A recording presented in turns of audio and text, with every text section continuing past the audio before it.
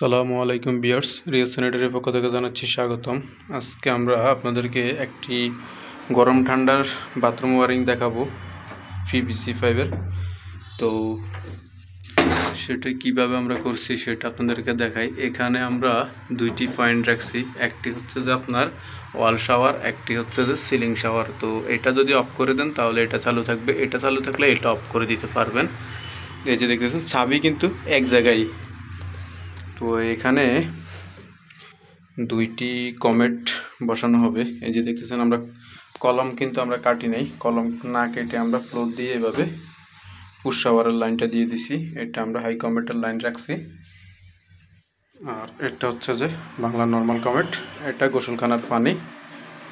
গোসলখানার পানি হচ্ছে এটা, এটা বাংলা নর্মাল কমেট, এটা লো ডাউন হাই কমেট।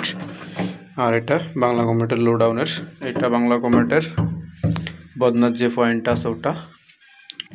এই যে দেখেন আপনার এটা গরমের লাইন, এটা ঠান্ডার লাইন।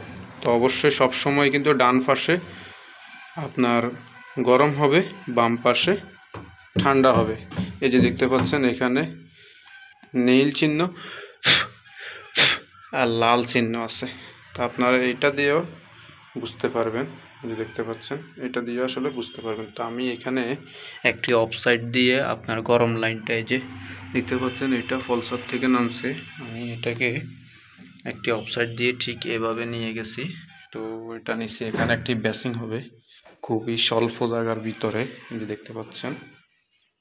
তো এখানেও আমি কিন্তু বাম পাশে আপনার এটা